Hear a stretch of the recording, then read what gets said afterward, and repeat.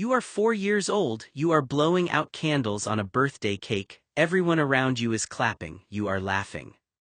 You have absolutely no memory of this. Somewhere inside you there is a version of you that lived through thousands of days, scraped knees, favorite toys, entire summers, first words, entire years of your life, and all of it is gone, not buried deep, not simply faded, just not there.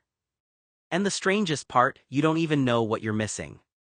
Most people can't remember anything before the age of 3, and before the age of 7 only fragments survive, scattered, blurry, and often wrong. This isn't because your childhood was boring, it's not because nothing mattered. Something was happening inside your brain during those years that almost no one ever stops to think about, and once you understand it, you will never look at your own memories the same way again. Let's go back. The moment you are born, your brain is already running, it is learning, it is recording. Your senses are flooded, light, warmth, sound, your mother's voice, all of it is hitting your brain at full volume, and yet your brain can't hold any of it, not in the way you think. Here's the problem, memory isn't a recording, it's a construction. And to build a memory, a real one you can actually access years later, you need specific tools, a structure, a filing system, and when you are a baby, most of that system simply doesn't exist yet. The key piece is a small structure deep inside your brain called the hippocampus.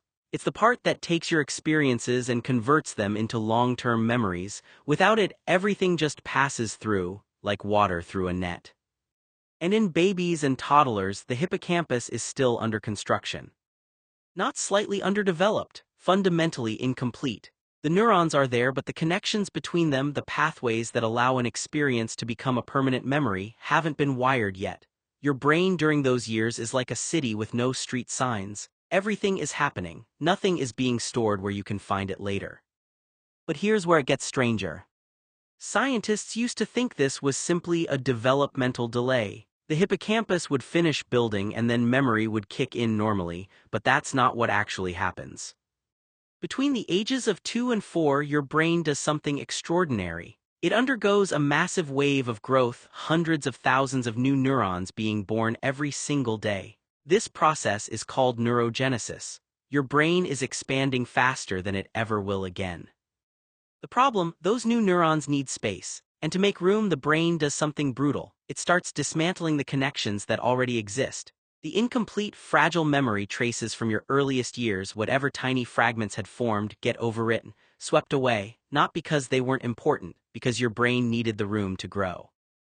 You didn't simply forget your early childhood, your brain physically destroyed the architecture that was holding it.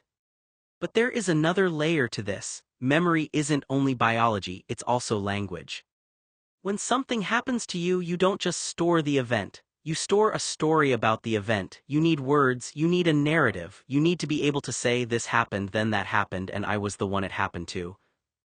Before the age of 2, you don't have those words. You don't have a story. You don't even have a stable sense of self, the understanding that you are a person, separate from everything around you, moving through time. Without that anchor, memories can't attach the way they need to. Think about what a memory actually requires. It requires you to know that something happened to you specifically. But if your brain hasn't built the concept of you yet, who is the memory supposed to belong to? This is why those early years dissolve. Not one reason, 3 compounding at once, an undeveloped hippocampus, a wave of neurogenesis that destroys what little was stored, and a self that didn't yet exist to own the experience. And yet something does survive. You may not remember learning to walk, but your legs remember. You may not remember your mother's smell in those first months, but somewhere in your nervous system it still means safety. You may not remember being held when you cried, but your body learned in those years you can't access whether the world was a place that responded to you or ignored you, whether you were safe, whether you mattered. These aren't memories you can play back, but they shaped everything about who you became. Your fears, your instincts, your first reaction when someone raises their voice. All of it was written during the years your mind can no longer reach. And here is the final twist. The memories you do have from childhood, the birthday party, the vacation, the first day at school, many of them are not entirely real. Studies show that humans regularly absorb other people's memories as their own. A story your parents told you enough times became a scene in your head. A photograph you stared at long enough became an experience you think you lived. A dream that blurred into reality.